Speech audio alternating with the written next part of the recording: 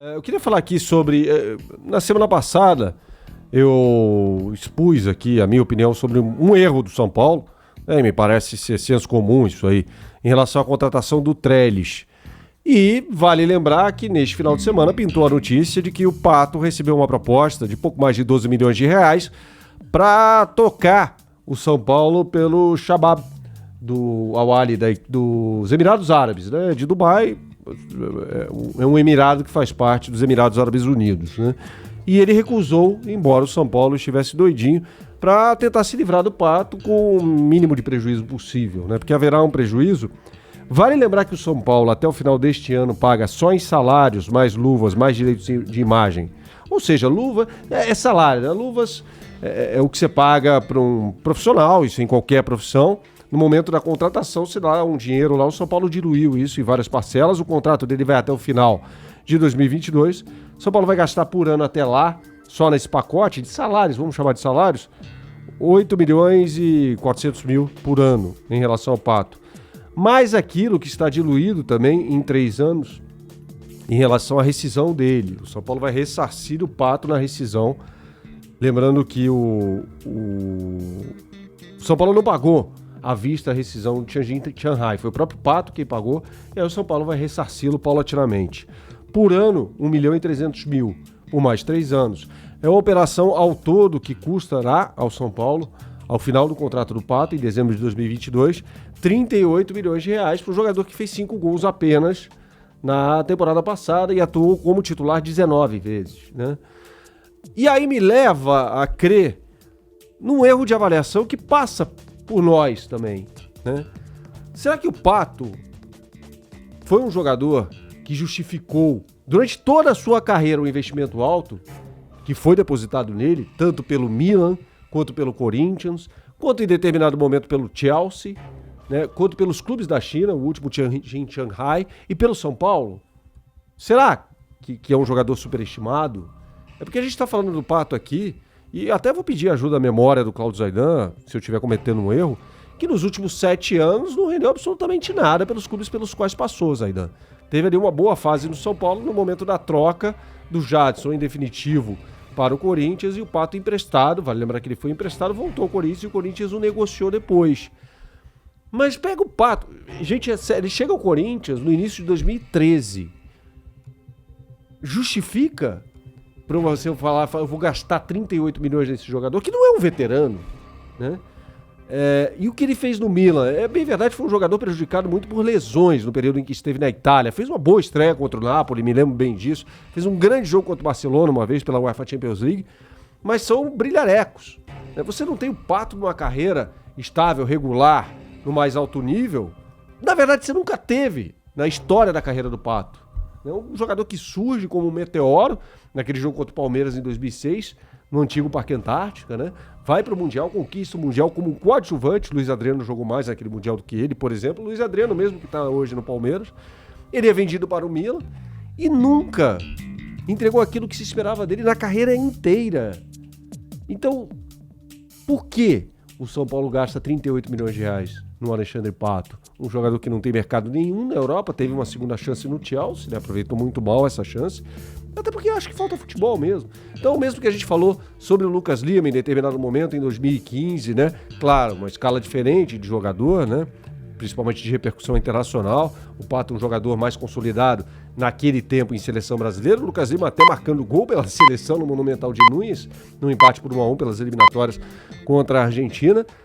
Mas o Zaidan escreveu sobre isso certa vez, né? A gente tem uma necessidade com a qual a gente precisa se policiar, eu faço uma autocrítica aqui, de muitas vezes decretar, ter a necessidade de fazer um decreto, né? Estabelecer um dogma em determinado jogador e determinada equipe.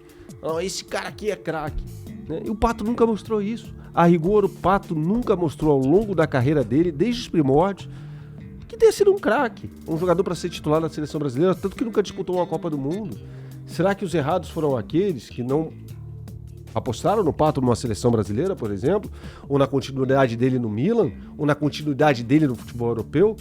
Me parece que foi um jogador superestimado, e a gente tem de esperar desde o surgimento dele 13 anos e um pouquinho para chegar a essa conclusão. É triste. E você sabe que o o Alexandre Pato, porque quando o jogador aparece, você vê as qualidades e você imagina o quê? Ele vai evoluir. O que ele já tem? Bom, o que ele já tem é muito bom, é diferente. Logo, se ele evoluir, o que é o natural, vai virar um cracaço. E quando ele apareceu, sempre todo mundo se refere ao jogo Palmeiras e Inter, né? Em que ele jogou pelo Internacional e mostrou muita qualidade. Porque você via um atacante com velocidade, drible, técnica, jovem, habilidade, que são coisas distintas, né? Isso. Habilidade é uma coisa, por exemplo, Denilson, nosso amigo Denilson, muito habilidoso. Ronaldinho Gaúcho, muito habilidoso. O Kerlon. Tem jogador que não tem essa habilidade, mas tem muita técnica. O Ronaldinho, por exemplo, tinha habilidade e técnica, né? A técnica o que é? O passe, o chute, né? A maneira como mata a bola. Tal. O cara tinha técnica, habilidade, velocidade, finalizando bem. Mas, porra, esse cara vai ser grande. O Milan chegou à mesma conclusão. Olhou e falou, opa, tem um cara diferente aqui. E era. Levou. Teve de esperar 18 anos para poder jogar e tal. Começa correspondendo à expectativa. Um jogo contra o Napoli em San Siro em que ele faz gol, inclusive. Exato. 5-2. Exato. E o começo dele no Milan foi muito bom. Agora, o que eu acho que aconteceu com o Pato é aquele negócio. Ele teve tanta lesão, mas tanta lesão. Foi uma coisa tão uma atrás da outra, ele de ir para os Estados Unidos e tal. No Milan, né? Exato. Que ele foi desencanando. Sabe quando você vai se alienando do seu meio profissional? Né? As contusões foram minando aquela relação de alegria, de prazer do cara de jogar. Ele foi se alienando, ao mesmo tempo é a profissão dele.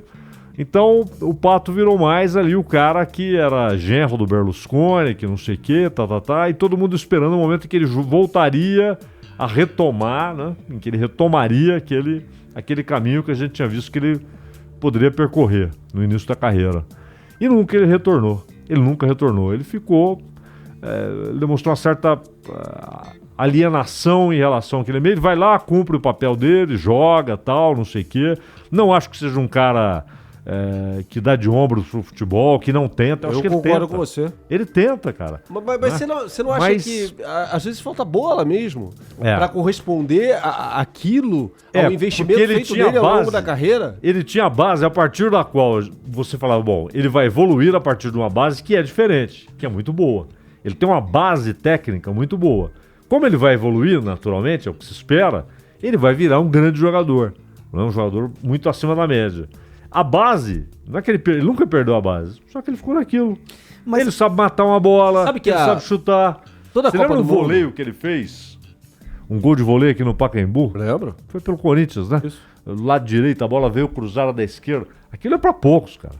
Ali a maioria não faz um gol daquele. Então ele tem recursos que ele nunca vai perder esses recursos. Só que ele parou ali, né? Mas posso só colocar um ponto em relação às lesões, né? Não é a primeira vez que o Zidane fala sobre as lesões serem o fator principal desse distanciamento que o Pato começou a demonstrar.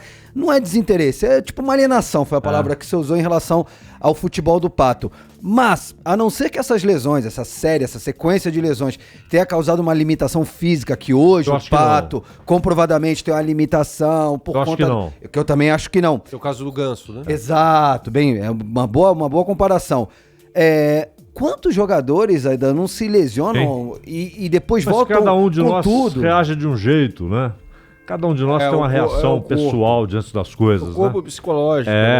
Mas o ponto pra mim eu me lembro, toda a Copa do Mundo implica, um fracasso em Copa do Mundo implica uma reformulação que não necessariamente é necessária às vezes, né? Simplesmente perde-se uma Copa do Mundo porque você não foi bem. E o seu adversário foi melhor do que você, né? Mas aquela Copa de 2010 representou, assim como representou 2006 também, uma ruptura drástica, né? Então você pega tudo aquilo que o Dunga fez, convocou mal para a Copa do Mundo, perdeu um jogo super esquisito que até hoje eu não consigo entender como para a Holanda. E se passa pela Holanda, eu acredito que o Brasil chegaria à final e com grande chance de ser campeão. Então a história... É circunstancial. A história é muito circunstancial, principalmente em Copa do Mundo. Né? Mas como toda Copa do Mundo, como todo fracasso em Copa do Mundo, aquilo implica uma ruptura. Independentemente... Em 82 houve uma ruptura, por que não haveria em 2010? Né? E aí, eu me lembro que o Mano Menezes faz a primeira convocação dele para o jogo contra os Estados Unidos, o primeiro amistoso pós-Copa de 2010, com apenas 4 remanescentes do grupo que foi a África do Sul. E ainda assim, jogadores que não eram necessariamente os principais da seleção brasileira. Eu lembro que levou o Thiago Silva, que era reserva, o Ramires, foi um jogador que fez uma boa Copa do Mundo. É quando ele leva Neymar e Ganso. E aí ele leva para os Estados Unidos Neymar, Ganso e o centroavante era o Pato, que fez gol naquele jogo. Então você olhava pro Pato em 2010, naquele dia, né, naquele jogo contra os Estados Unidos, e fala assim, pô, Ganso, Neymar e Pato, isso poderia ter sido o tridente ofensivo da seleção brasileira na Copa, mas o Kaká, Robinho, éramos invencíveis, né? Aquela história que você olha um amistoso e fala, não, tava tudo errado de fato, né? Ganso e Pato viraram o quê depois disso? Só o Neymar virou. Né? Então, assim, às vezes existem fatores fora das 4 linhas, né, que determinam a queda técnica e física, as quedas técnica e física de um jogador de futebol. Só que no caso do Pato, pra mim é diferente. No Ganso eu vejo que tá lá. O cara é bom de bola, o cara sabe jogar. Tem limitações físicas, né, causadas por lesões gravíssimas no joelho também, né? Tem uma história ali de lentidão que o Seedorf falava já quando ele jogava no Santos, falava, ó, acho difícil esse cara virar alguma coisa no futebol europeu pela lentidão, pela dificuldade de recomposição, pela marcação. Ele não vai conseguir jogar na Europa desse jeito se não melhorar algumas coisas. Batata, não deu outra. Aliado a isso, né, houve o problema de lesões ao qual me referi. Mas no caso do Pato, acho que faltou bola mesmo, cara. Porque, assim, independentemente das lesões citadas pelo Zaidan, de como isso mexeu na cabeça dele, faltou bola. Mas é aquele negócio, né? Por exemplo, a gente pode até dizer, né, Bernardo, que o Pato não foi, de fato não foi, o jogador que poderia ter sido. Tá bom, isso é uma conclusão, pelo que ele tinha, e ele acabou se tornando um jogador comum, mesmo tendo recursos naturais, talentos que poderiam levá-lo a uma condição de um jogador acima da média, né, dos atacantes brasileiros. Mas vamos olhar o São Paulo. Quem tem mais recursos técnicos? O Pato ou o Pablo? Pato. Quem tem mais recursos técnicos? O Pato ou o Toró? Pato. Muito bem. Não sei, pode ser cedo. Eu gosto muito do Toró. Mas quando você olha, você vê, ele não tem aquela, né?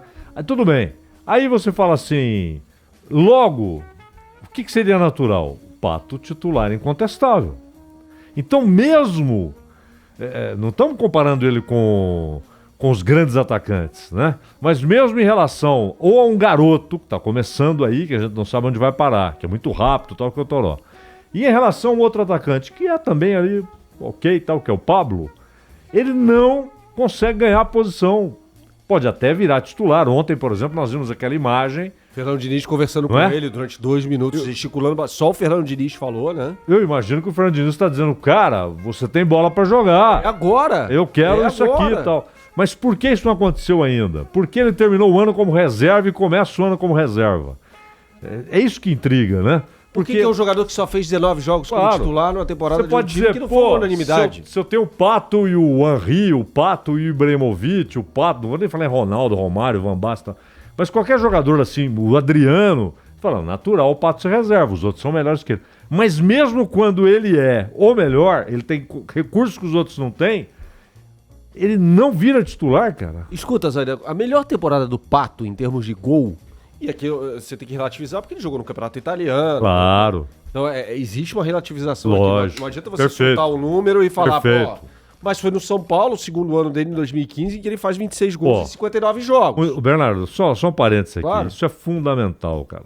Essas relativizações, né? Lógico. Às vezes você solta um número como se fosse uma verdade absoluta. Não. É preciso contextualizar, né? Isso que você fez agora é fundamental. Em 2008, 2009, por exemplo, em 42 jogos pelo Milan, ele fez 18 gols. Então, pra mim, essa é a grande temporada do Pato. Dadas as dificuldades.